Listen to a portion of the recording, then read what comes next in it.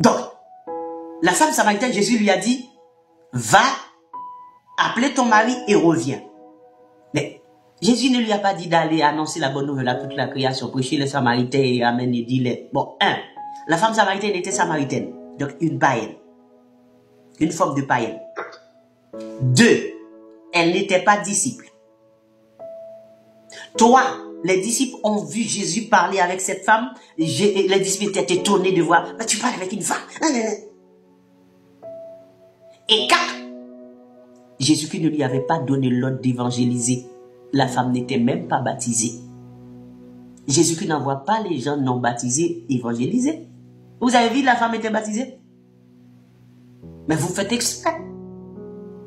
Et les hommes qui avaient écouté ce que la femme disait, j'ai vu un homme qui m'a dit tout ce que je fais. Et ces gens sont venus voir cet homme-là. Ces hommes-là ont dit à la femme, ce n'est pas parce que tu nous as dit ça qui fait que nous croyons. C'est parce que nous sommes venus, nous avons vu de nos propres yeux et nous savons que cet homme est le sauveur du monde. Pendant ce temps, la femme ne savait pas qui était Jésus. Au moment où les hommes sont venus, ils ont déjà vu que c'était le sauveur du monde. Donc, alors, il va évangéliser sans savoir de qui il va parler. Il ne connaissait même pas qui était Jésus. Il va évangéliser. Alors, quelqu'un qui ne connaît pas Jésus peut parler de Jésus. Tu vas dire quoi aux gens? Et après, ils ont pris Galates 3:28. Il n'y a ni homme, ni femme, ni libre, ni esclave. Bon, c'est facile pour comprendre ça, c'est simple. Bon, est-ce que ça parle de femmes dirigées, prêchées là? Ou ils ont pris Joël 2. Joël, le texte de Joël, dans Acte 2, le verset 17-18. Au dernier jour, j'envoie mon esprit et répondront sur vos fils et vos filles prophétiseront. Donc, est-ce que le texte a dit qu'ils vont prêcher, que la femme va prêcher, diriger, parler dans l'église? Ce n'est pas ce que le texte a dit, ça n'a rien à voir, il n'y a aucun contexte, aucun rapport. Non seulement le contexte, ce n'est pas le même contexte, le rapport, ça n'a aucun rapport. Donc, je ne comprends pas. Vous allez prendre Déborah comme exemple, mais vous allez vous suicider. Vous avez dit Ésaïe 3:12? Mon peuple a pour oppresseur des enfants et des femmes dominent sur lui. Mon peuple, ceux qui te conduisent t'égarent et ils corrompent la voie dans laquelle tu marches. Vous pensez que si vous prenez un texte de l'Ancien Testament, ça va vous aider? Mais ça va vous égorger. Maintenant, je vais vous donner deux choses, après on va terminer. L'apôtre qui dit que toute femme qui prophétise, c'est-à-dire l'apôtre sait que la femme peut prophétiser.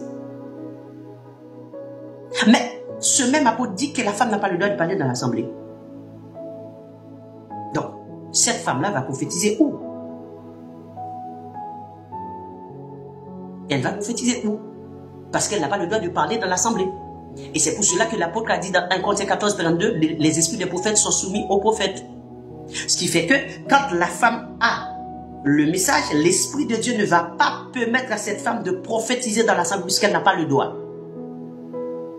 Maintenant, la question c'est de savoir où elle doit prophétiser. Comment elle va pouvoir transmettre son message.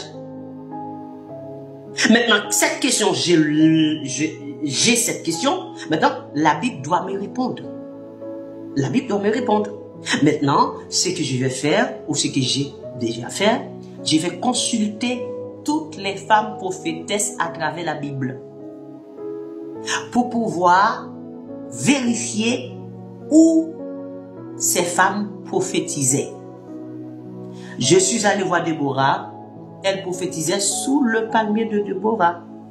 Je suis allé voir Hulda, elle prophétisait dans l'autre quartier à Jérusalem chez elle. Je suis allé voir Marie, elle prophétisait pendant qu'ils allaient vers la mer Rouge, toutes les femmes étaient ensemble et que Marie chantait, les femmes battaient des tambourins. C'est à ce moment-là que le cantique que ces femmes chantaient, c'était un cantique prophétique qui expliquait ce qui allait se passer. Maintenant, je suis allé voir Anne qui prophétisait dans le temple. Sauf qu'il y a un problème quand j'arrive dans le temple. Parce que je voulais voir, est-ce que Anne se tenaient devant les hommes ou devant le peuple pour prophétiser. J'étais curieux de savoir cela. Donc je suis allé dans le temple pour voir comment était constitué le temple. Et je suis allé, en arrivant, j'ai vu que il y avait le parvis des païens, le parvis des femmes, le parvis des hommes ou la cour d'Israël, le parvis des prêtres. Maintenant, j'ai demandé où était Anne. Anne se trouvait dans le parvis des femmes parce que c'était une femme. Donc Anne prophétisait où? Anne prophétisait au milieu des femmes dans le parvis des femmes. Donc Anne n'était pas devant les hommes. Non. Je ne suis pas satisfait. Je suis allé voir les 4 vierges de Philippe. Il faut que je sache où les filles de Philippe, les 4 vierges de Philippe prophétisaient. Est-ce que c'était dans l'assemblée au milieu de tout le monde? En arrivant chez Philippe dans Acte 21, le verset 8-9, les 4 filles de Philippe qui étaient vieilles prophétisaient dans la maison de leur père, dans la maison de Philippe. Donc ce n'était pas dans l'assemblée.